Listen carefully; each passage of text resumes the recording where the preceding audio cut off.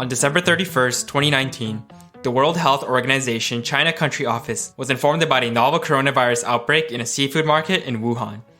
Less than 3 months later, the World Health Organization declared the novel coronavirus, SARS-CoV-2, or COVID-19, a pandemic. At first, a vaccine for COVID-19 seemed impossible. There had never been a vaccine for a coronavirus in human history, and the fastest development of a vaccine had taken 4 years. Then, when promising reports of early human trials began to surface in the summer of 2020, so did news of widespread vaccine hesitancy worldwide. To learn more about vaccine hesitancy and how to combat it, we spoke to infectious disease researcher Mallory Ellingson. Hi, I'm Mallory Ellingson. I am an infectious disease epidemiologist and doctoral student at the Yale School of Public Health. My research focuses mostly on vaccine acceptance and vaccine communication. On December 2nd, 2020, only 337 days after the virus's discovery, the UK became the first country to approve a vaccine for the COVID-19 virus, followed closely by the US, Canada, and numerous other countries. However, despite finally being presented with a form of defense against COVID-19, vaccine hesitancy continues to persist in the general public.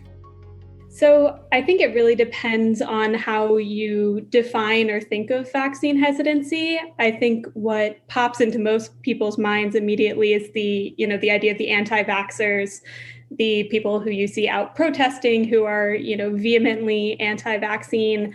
That's very uncommon. That's a very, very small but vocal portion of the population. When we talk about vaccine hesitancy in the research world, we're sort of referring to anybody who has any little bit of hesitancy about vaccines, and that can be anything as simple as a question or two when you go in to get vaccinated, to maybe wanting to delay or potentially considering refusing a vaccine. And that tends to be a lot more common. And I think for the COVID-19 vaccine specifically, at least in the United States, our most recent polls are showing that up to 40% of the general public are saying that they are planning to either delay or refuse the COVID-19 vaccine altogether. So that's, definitely worrying to me, and I would consider that pretty prevalent in the population. I'm very, very concerned if those 40% of people really do decide to not get the vaccine, and if even more people decide to wait and delay getting vaccinated, that's going to just prolong the pandemic, and every day that we spend not attempting to reach some level of herd immunity is another day that more people die. And it's a blunt way to put it, but it's true that just every person who turns down a vaccine is potentially prolonging the pandemic. In October 2020, the Stat Harris poll revealed only 58% of Americans were willing to receive a COVID-19 vaccine, down from 69% from mid-August. This statistic becomes more concerning when considering the importance of herd immunity. Herd immunity is a form of group resistance against an infectious disease and is achieved when there are high proportions of immunity throughout the population. Herd immunity is important as it provides indirect protection to individuals that may not be eligible for the vaccine, which we will discuss in a future episode. Due to difficulties in determining how contagious COVID-19 really is, there is uncertainty regarding the percentage of individuals that need to be vaccinated to achieve herd immunity. However, the leading COVID-19 vaccines are reporting around 95% efficacy. For reference, measles and polio vaccines have efficacies of nearly 100% after multiple doses and have historically required 95% and 80% vaccination rates for herd immunity, respectively. When only a little over half the population is willing to be vaccinated, that becomes a problem. And what makes this problem more challenging to tackle is the diversity in the vaccine-hesitant population. There is a lot of diversity in the vaccine hesitant population. It's not necessarily defined by a single characteristic or even a single concern or a single question about vaccines. There are sort of a myriad of different reasons why a person might be vaccine hesitant. And like I said, it can range from just a couple of questions to these extreme anti-vax individuals. So for those, what we call kind of the fence sitters or the only slightly hesitant people, that's just about everybody. I think one of the misconceptions about vaccine hesitancy is that it's automatically a bad thing or that you're a bad person if you're vaccine hesitant. That's definitely not the case. We do see there is a higher level of vaccine hesitancy, at least in the United States, among minority populations. That tends to come from a lack of trust in the medical system, a lack of trust in the public health system. And at least in the United States, there are, far more incidents than I can even list. There are some of the more sort of famous violations of trust and violations of the minority community, such as the Tuskegee syphilis experiment, J. Marion Sims and his experimentation on African American women. I could unfortunately go on and on and on. The Tuskegee syphilis experiment, conducted by the United States Public Health Service and the Centers for Disease Prevention, deliberately left 600 Black American men from Tuskegee University untreated with syphilis to study its progression for 40 years between 1932 and 1972. The study misled the participants into believing they were receiving free healthcare from the government while disguising placebos and ineffective methods as treatment. By the end of the study, 128 participants had died due to syphilis or its complications. James Marion Sims, once lauded as the father of modern gynecology, conducted his research by experimenting on enslaved Black American women in the 1840s, and his legacy was only challenged over the past few decades. There's also the story of Henrietta Lacks, a Black American woman whose cancer cells were immortalized for medical research, despite her family denying consent for their harvestation after her passing in 1951. Given the historical context of medical trials involving minority populations, it's not surprising to see a higher prevalence of hesitancy. Surveys conducted so far show that fewer than half of Black Americans were willing to receive the COVID-19 vaccine once it became available. We see institutional and systemic racism in medical systems today across the United States. Black women are much more likely to die during childbirth than any other race or ethnicity. And so in this population, we see that this mistrust and this eventual hesitancy has very legitimate historical roots. So in that case, we do see some higher vaccine hesitancy among minority populations. The distrust of the medical system is certainly widespread in minority populations. In Latinx American populations, only 34% trusted the vaccine's safety, while 40% trusted its effectiveness. In Black American populations, only 14% trusted its safety and 18% trusted its effectiveness. When you consider the fact that people of color in the US are disproportionately represented in infection, hospitalization, and death rates from COVID-19 compared to white Americans, vaccine hesitancy becomes an even more important challenge to overcome. And then this anti-vax group is a completely and totally different group of people in general from some of the other sort of individuals on the spectrum of vaccine hesitancy. So if we look more towards the kind of standard anti-vax population, which tends to be predominantly white individuals, predominantly wealthier individuals, it can be rooted in ideas of sort of liberty and purity, this idea that I have the right to control what goes into my body, and I only want to put things into my body that are pure and natural. And that's very, very different than from what we see in minority populations. As Mallory alluded to earlier, there's a final group in the vaccine-hesitant population, what the Chief Public Health Officer of Canada, Dr. Theresa Tam, calls the movable middle. If you're familiar with US presidential elections, these people are the swing states of vaccine hesitancy. States that Biden and Trump recently put in a lot of effort to win over, as they could reasonably end up voting for either party. The movable middle may be already up to date on their and their families' immunizations, and not anti-science by any means. However, unanswered questions and misinformation have caused this group to waver. Unlike Biden and Trump's swing states, Dr. Tam believes that this population will be critical to address in vaccine advocacy efforts. A lot of vaccine hesitancy mostly arises just from having questions, having minor concerns. They went through this development process very quickly, or I heard there might be some side effects of the vaccine. So that's sort of a more minor form of vaccine hesitancy, but it's still one that we have to address. And so that's kind of part of how we address vaccine hesitancy, is recognizing that there's sort of a wide variety of reasons why an individual might be vaccine hesitant, and making sure that we're able to tailor our messages to an individual and their concerns. So I sort of mentioned a couple that have to do with the COVID-19 vaccines is, there's concerns about how fast it was created. There is concerns about there being side effects because it's a new technology. Those are some of the kind of myths swirling around the COVID-19 vaccine. For something like the flu vaccine, things that we see most commonly are that the flu vaccine will give you the flu. And that's actually coming up with the COVID-19 vaccine as well, people being concerned that the vaccine will actually give you coronavirus. For the HPV vaccine, for example, which is, administered in adolescents to prevent a sexually transmitted disease, there's, myths around like, oh, well, if you vaccinate a child, they're going to be more likely to engage in sexual activity earlier. That is also a complete myth that has been debunked multiple times. So it really varies by vaccine, but a lot of different myths.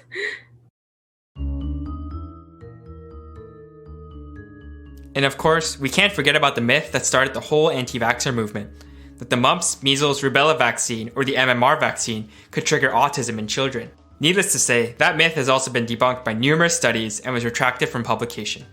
While vaccine hesitancy is certainly not a new phenomenon, the internet has had a huge impact on the spread of misinformation and myths about vaccines. If someone who is initially pro-vaccination is repeatedly exposed to misinformation online and on social media, they may begin to believe the misinformation due to the mere exposure effect, which is a development of preference towards something due to familiarity. Think back to when you first heard a song on the radio that you hated. After hearing it over and over again in the car or in the mall, you probably had a song grow on you eventually, like the song Baby Shark. Just kidding, that song still sucks, but I'm sure you can think of other songs that fit the bill. A rather harmless example, but that's you experiencing the mere exposure effect. How vaccine misinformation spreads has drastically changed with how we communicate has drastically changed. And so you see a lot more spreading of misinformation on Facebook, on Twitter, on other social media sites. And you can see these sort of myths and rumors spread like wildfire and be perpetuated far more quickly than they ever were before. And even the myths themselves are sort of adapting to the new technology. One of the less credible myths around the coronavirus in general is that it's being spread by the 5G network. Technology has changed even what the myths and the misinformation are, as well as how they spread through communities. Recognizing that vaccine hesitancy is a major threat to public health, governments around the world have found various ways to tackle vaccine hesitancy from a variety of avenues. For example, in 2015, the Liberian government recognized the influence of community leaders in gaining the trust of the public and trained community leaders to provide local education about the Ebola vaccine. In May of 2020, the Canadian government funded a digital literacy social media campaign called Check First, Share After, which aimed to educate the public about validating information found online before sharing it on social media. And in the UK, the National Health Service collaborated with Google, Twitter, Instagram, and Facebook to help divert the public from unreliable news sources. However, while these systemic strategies can tackle vaccine hesitancy on a large-scale basis, we as the general population can also play a role in this effort by having conversations with vaccine-hesitant individuals around us. To learn more about how to engage in these conversations, we dove deeper into strategies and pitfalls regarding conversations about vaccine hesitancy. Really, I think the foundation of any conversation about any topic where you find yourself in differing positions with someone, but is particularly true with vaccine hesitancy, is to start from a place of empathy and a place of common ground. So like I've said, for the vast majority of people who have some vaccine hesitancy, their concerns aren't unreasonable. Being concerned about side effects is not unreasonable. Being concerned about how fast the development process happened is not unreasonable. And usually those concerns are motivated by things that we all have in common. Are you concerned about your own personal safety, your own personal health, or you may be concerned about the health and safety of a loved one? So starting a conversation with someone who is vaccine hesitant, it's so important to start from a place of empathy and to start from a place of common ground. And from there, really just listening to the concerns that the person has and being prepared with sort of responses to those, responses to common misconceptions, common concerns.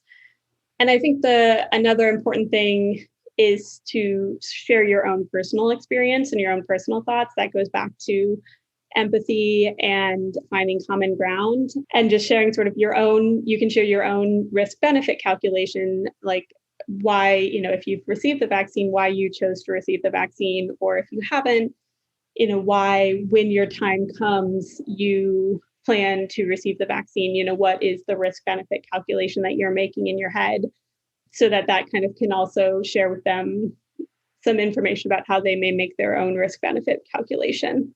And we've seen evidence in numerous studies now that I think this seems common sense, but telling someone that they're wrong doesn't necessarily work. And that this idea of sort of myth busting can actually backfire at times. So it's important to not, necessarily just say, no, you're totally wrong. That's something you shouldn't be concerned about. According to psychologists, one of the questions that people ask when presented with new information is whether it is compatible with their existing beliefs. This allows misinformation to be absorbed easily, but makes it difficult to undo an existing reliance on misinformation by presenting new, correct information. For example, the Listerine company had falsely claimed for decades that their mouthwash was effective against colds and sore throats. And although they were later forced to retract their claims in a multi-million-dollar advertising campaign for a 16-month period, 42% of Listerine consumers continued to believe the false claims, and 57% reported that these claims were a key factor when choosing to buy Listerine. In fact, attempting to correct or refute misinformation can even strengthen existing beliefs, as we instinctively defend information that challenges our views. This is known as the backfire effect. Instead, provide additional information. We say, you don't necessarily want to just yank away their belief and not replace it with anything else. So if you are trying to kind of correct some misinformation or counter a myth that a person may believe, making sure that you provide them with additional information as well. Another one is pretending to know something that you don't know. That's, I think, risk communication and health communication 101 is if you don't know, it's okay to say that you don't know. And it actually, again, can backfire if you try to pretend that you have more information than you have. Particularly, I'd say that's very relevant to the COVID-19 vaccine because there are a lot of unknowns. There are a lot of things that we don't know about them yet. So it's important to acknowledge that and important to be clear about, what you know and don't know as an individual and sort of what is known and what we don't know about a vaccine in general.